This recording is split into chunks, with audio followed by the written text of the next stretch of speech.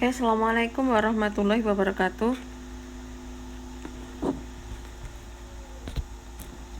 Selamat pagi adik-adik semuanya.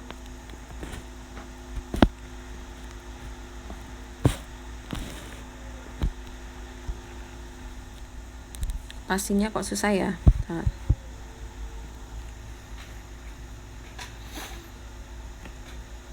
Oke, hari ini kita akan belajar tentang permintaan. Jadi apa itu yang dimaksud dengan permintaan? Permintaan itu adalah jumlah barang yang diminta. Nih, jadi ini kan untuk sumbu horizontalnya itu adalah jumlah barang yang diminta ya. Q itu adalah kuantitas barang yang diminta. Kemudian P ini adalah harga. Jadi permintaan itu adalah jumlah barang yang diminta pada berbagai tingkat harga. Ini yang disebut dengan the law of demand. Jadi ketika harga itu naik, misalnya naik dari P1 ini ke P2, apa yang terjadi? Jumlah barang yang diminta akan ikut naik atau turun?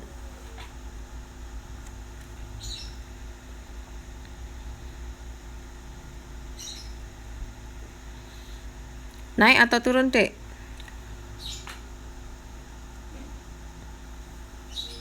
Jumlah barang yang diminta itu akan turun dari sini, titik sini, ke titik sebelah sini. Dan sebaliknya, kalau harga itu turun, misalnya turun dari titik P1 ini terus ke sini. Iya, apa yang terjadi? Sebaliknya, akan ada kenaikan permintaan dari titik sini ke titik sebelah sini. Itu disebut sebagai hukum permintaan atau the law of demand. Nah, sama seperti perubahan respon dari perubahan permintaan akibat ada perubahan pendapatan. Jadi karena adanya perubahan harga itu kan mempengaruhi perubahan permintaan, sehingga akan ada elastisitasnya juga yang disebut sebagai elastisitas harga. Jadi elastisitas harga itu mengukur perbandingan antara persentase perubahan jumlah barang yang diminta akibat adanya perubahan harga. Rumusnya ini ya, kita pakai yang ini ya. Oke, terus di mana P itu, jadi menentukan P, ini bukan P1 atau Q1 ya, tulisannya di sini ya. Ini kan delta Q dibagi dengan delta P, perubahan relatif harganya. Nah, P di sini itu ada beberapa pendekatan. Masing-masing itu punya dasarnya kenapa menghitung P-nya ini berbeda-beda. Ada yang P ini menggunakan P1-nya. P ketika harga belum berubah gitu. Ada yang menggunakan pendekatan titik tengah. Jadi pendekatan titik tengah itu P itu adalah setengah dikalikan penjumlahan P1 ditambah P2. Demikian juga dengan Q-nya, setengah kalikan Q1 ditambah Q2. Karena atasnya setengah, ada setengahnya, nanti bisa kita coret-coret. Itu sudah saya jelaskan di buku saya, di buku textbook. Kenapa kita menggunakan penjumlahan. Ada juga yang menggunakan pendekatan yang lain, yang dikurangi, justru malah dikurangi. Masing-masing itu ada dasarnya, kita menggunakan yang penjumlahan.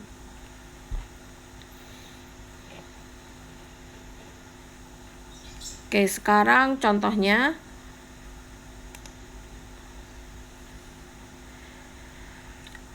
Kalau harga suatu produk pertanian itu naik, misalnya awalnya 6, kemudian naik ke 7. Lalu jumlah barang yang diminta itu turun dari 2000 menjadi 1000. Nah, berapa elastisitasnya? Kita masukkan Q2 dikurangi Q1 dibagi P2 dikurangi P1, kemudian dikalikan penjumlahan P2 plus P1 dibagi Q2 plus Q1. Kita masukkan hasilnya menjadi negatif 4/3. Nah, ini ada maknanya juga. Kalau kemarin di elastisitas pendapatan dari permintaan kemarin, kita bisa mengkategorikan jenis barangnya dari elastisitas tersebut. Nah, kalau dari elastisitas harga ini, kita bisa mengkategorikan bagaimana elastisitas harganya. Oke, kalau lebih besar dari 1, itu disebut sebagai elastis. Jadi barangnya bersifat elastis. Kalau nilainya kurang dari 1, berarti disebut sebagai inelastis. Ini elastisitasnya harga mutlak ya, Dek ya. Kalau ada tanda seperti ini mutlaknya. Nah, bagaimana kalau exactly sama dengan 1? Itu disebut sebagai unitary.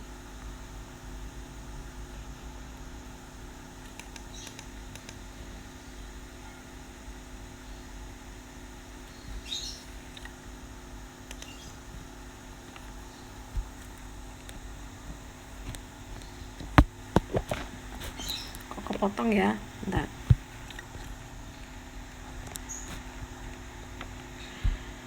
Faktor-faktor yang mempengaruhi elastisitas harga, yang pertama, tersedianya barang substitusi.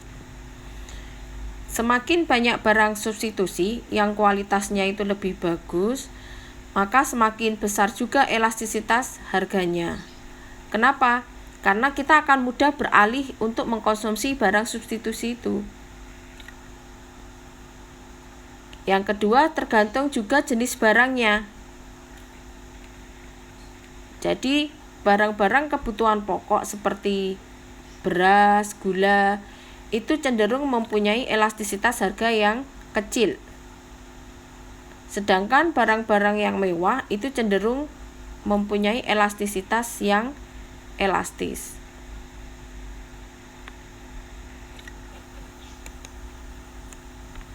Kemudian yang ketiga, jangka waktu bagi konsumen untuk merespon perubahan harga. Sering ya kita jumpai kalau misalnya ada sale atau diskon itu tapi ada batasnya. Misalnya diskon berlaku sampai pukul 00 gitu. Kemudian besoknya lagi harganya sudah normal. Itu kan berarti jangka waktu bagi kita sebagai konsumen untuk merespon perubahan harga kan sempit. Jadi tergantung waktunya juga. Nah, kalau waktu konsumen untuk merespon perubahan harga itu kecil atau pendek, berarti nanti elastisitas harganya akan cenderung bersifat inelastis. Ini pada umumnya ya, karena ada beberapa kasus tertentu, tergantung barangnya juga, itu yang meskipun waktunya pendek, tapi sifat elastisitasnya tetap elastis. Jadi kalau dalam ilmu ekonomi itu akan selalu ada kita jumpai kasus-kasus yang merupakan kasus-kasus yang anomali. Kemudian yang keempat, tergantung juga tingkat kepentingan barang terhadap anggaran konsumen. Tergantung budgetnya kita juga. Nah, barang yang memerlukan dana yang relatif besar itu nanti akan mempunyai elastisitas harga yang bersifat elastis.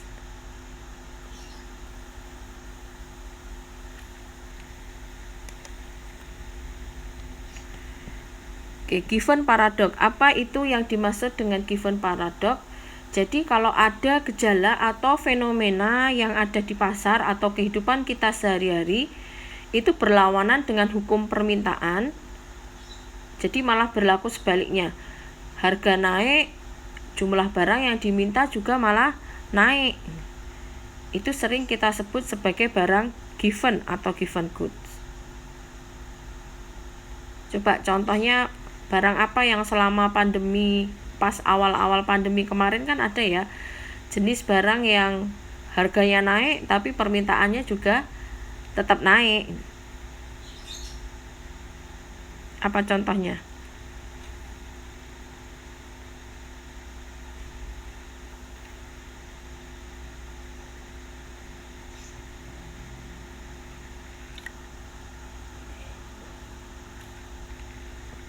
Masker, iya betul.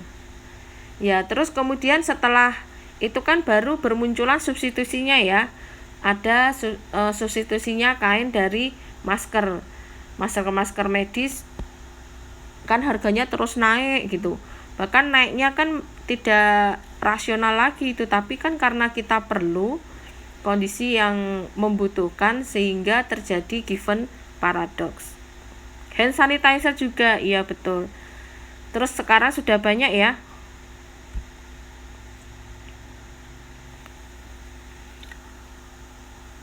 Jadinya harganya juga tidak semahal dulu. Tapi kalau masker medis harganya gimana, Dik? Ada yang ngecek nggak?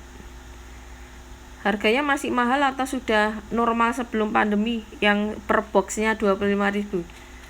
Sepertinya masih mahal ya.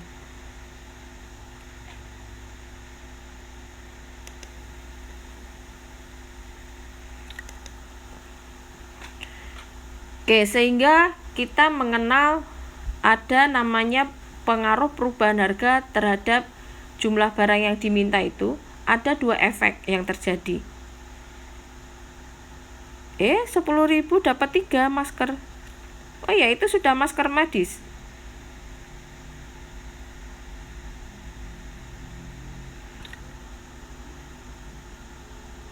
Jangan-jangan itu yang bekas itu, Dek. Yang 10.000 dapat 3. Jadi hati-hati ya, kita jadi was-was ya kalau ada barang yang terlalu murah gitu.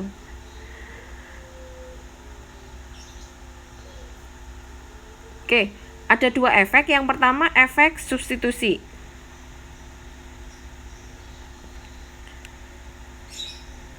Wow, 20.000 dapat 5. Efek substitusi itu adalah menunjukkan perubahan perbandingan harga pada tingkat utility yang sama pada suatu indifferent curve. Jadi pada efek substitusi itu nanti akan terjadi perubahan pendapatan real karena adanya perubahan harga. Terus kemudian yang kedua adalah efek pendapatan akibat adanya perubahan harga tadi. Ingat ya, apa itu pendapatan real kemarin sudah kita bahas ya. Oke, sekarang kita belajar dari kurvanya. Jadi efek substitusi kita lihat yang utility U0 ini, Dek. Nah, ini yang di sini itu adalah titik A, kemudian ini titik C. Nah, karena adanya perubahan harga sehingga terjadi perubahan jumlah barang yang diminta, yang semula di titik A kemudian ke titik C ini. Berarti jumlah barang H1 yang diminta itu mengalami penurunan dan jumlah barang yang H2 justru naik gitu. Ada substitusi dari barang H1 ke barang H2. Nah, perubahan dari titik A ke C ini pada utility yang sama itu kita sebut sebagai efek substitusi. Lalu bagaimana dengan budget line-nya? Kalau terjadi perubahan harga, akan terjadi perubahan slope sehingga memutar budget line ya. Dari sini ke sini, ini budget line yang baru.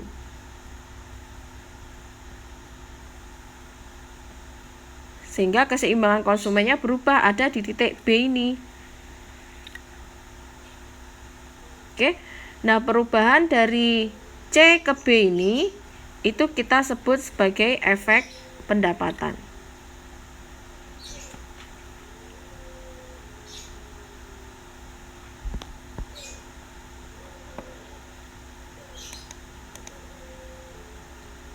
Nah, antara efek substitusi dan efek pendapatan itu akumulasinya sering kita sebut sebagai efek total.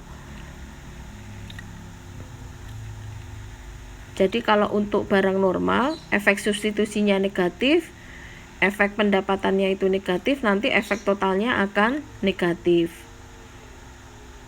Kalau barang inferior, itu tipikalnya efek substitusinya akan negatif, efek pendapatannya positif, sehingga efek totalnya negatif. Oh, di Alfamart. Oh iya, makasih infonya, Dek. Nanti coba saya cari juga. Kemudian untuk barang given, efek substitusinya negatif, efek pendapatannya positif, sehingga efek totalnya nanti positif. Itu bedanya antara barang inferior dan barang given. Oke, ada lagi efek silang atau cross effect. Jadi efek silang itu ketika terjadi perubahan suatu barang, misalnya yang berubah itu barang Q1 ya, sehingga barang Q1 itu kita sebut P1 akan mempengaruhi jumlah barang lain atau Q2. Nah, ini disebut sebagai efek silang atau cross effect. Nah, efek substitusi itu biasanya akan selalu positif selama indiferentnya itu konveks atau cembung terhadap titik origin.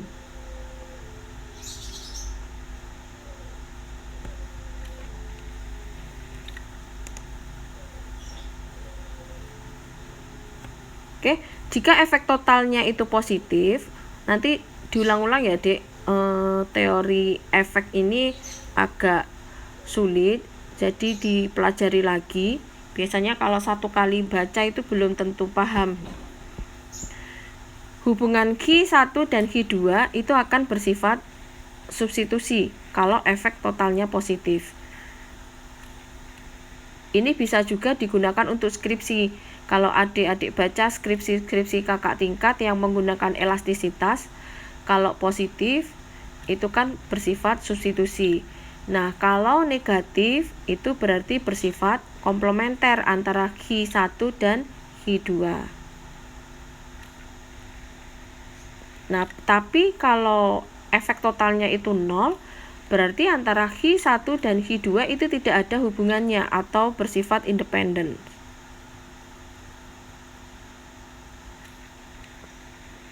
Contoh barang yang hubungannya substitusi apa coba?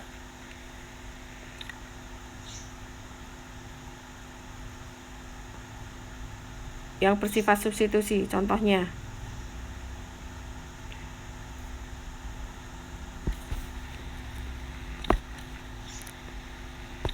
Kalau di buku-buku itu selalu disebutkan contoh yang substitusi itu antara beras sama jagung. Di teori banyak yang begitu contohnya. Benar nggak itu? Apakah adik-adik mau mensubstitusi ketika harga beras mahal kemudian berganti ke jagung, mengkonsumsi jagung?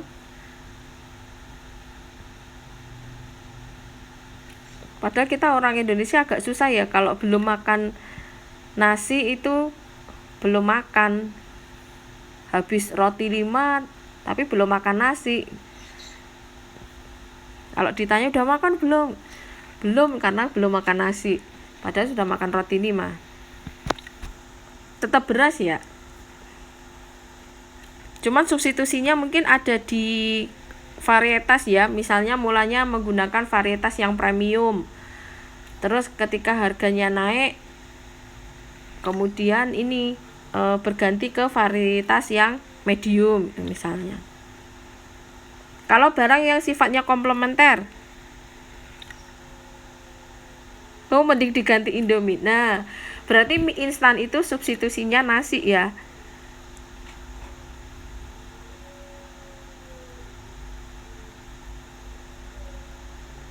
Sekarang kalau untuk contoh barang komplementer.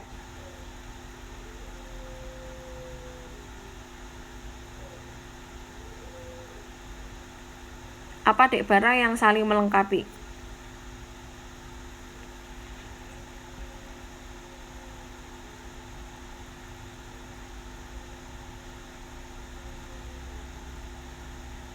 Misalnya cabai dengan bawang merah, atau cabai dengan tomat, teh dengan gula gitu. Misalnya ya, meskipun tidak semua individu itu bikin teh pakai gula. Baju dan celana bisa diteliti itu deh, apakah baju dan celana itu sifatnya komplementer. Kalau hasilnya nanti 0 berarti mereka independen ya. Ya kan nggak mungkin ya, masa pakai baju tok nggak pakai celana ya. Tapi kan bisa juga bawahannya rok gitu, atau pakai sarung. Sikat gigi dan odol, betul. Pulpen dengan isinya. Sekarang masih beli pulpen yang ada isinya? Ya bisa juga, ada juga yang masih ya. Misalnya harus isi ulang tintanya gitu ya dek. Kompor dan gas, ya bisa.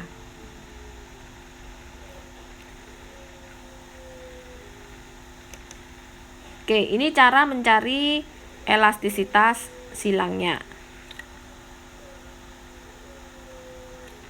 Oke, caranya sama seperti tadi ya. Nanti pakai yang penjumlahannya ya untuk P1 sama Q2-nya.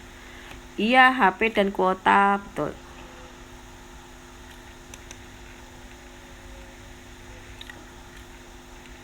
Oke, dari elastisitas silang ini, cross elasticity ini, kita bisa mengukur respon persentase perubahan jumlah barang yang diminta karena persentase perubahan harga barang lain. Spidol dengan isinya. Oh, tintanya itu ya maksudnya ya. Ini ya dek, tadi ya kalau positif lebih besar dari 0 berarti termasuk kategori barang substitusi. Kemudian kalau 0 negatif berarti termasuk kategori barang komplementer. Kalau 0 berarti tidak mempunyai hubungan sama sekali atau independen.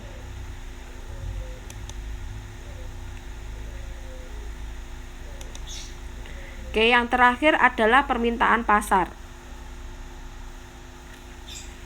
Kalau kita ke pasar, kita akan menjumpai banyak pedagang, banyak pembeli, ya kan dek? Berarti di situ akan ada banyak permintaan. Satu orang individu saja kalau ke pasar itu tidak satu barang, lazimnya tidak satu barang. Bisa dia beli ikan, terus dia beli komoditas yang lain, beli kobe, sayur aja bisa bermacam-macam. Dia beli kangkung, beli bayam gitu. Sehingga yang dimaksud dengan permintaan pasar itu akumulasi dari semua permintaan itu, atau disebut sebagai agregat demand. Jadi jumlah barang yang diminta pada berbagai tingkat harga oleh semua individu yang ada di pasar. Itu disebut sebagai permintaan pasar. Ini supaya mudah saja ya.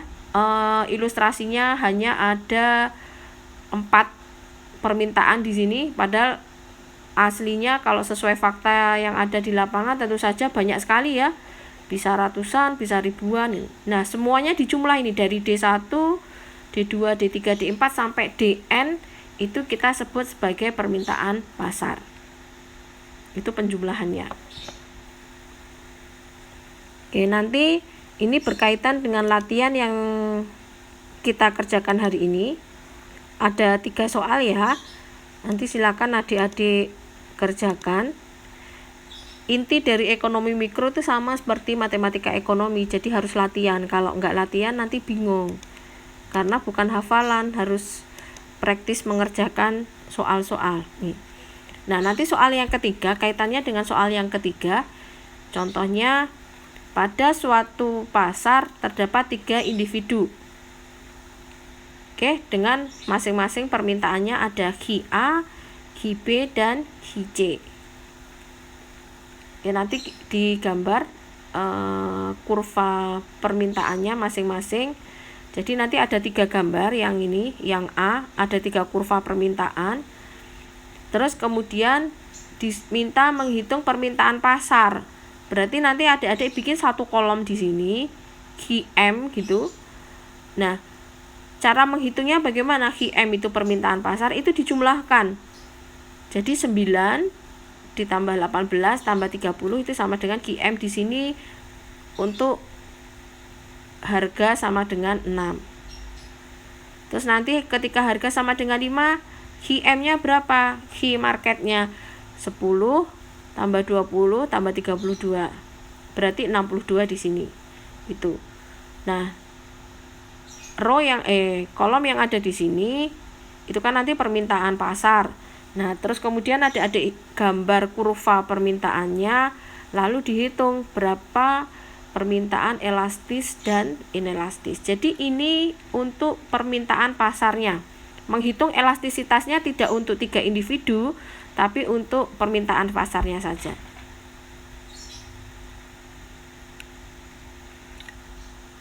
Oke, sampai ada pertanyaan?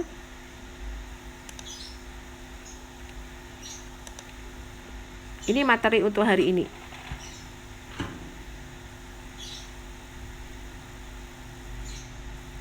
Oke, sambil latihan dikerjakan ya.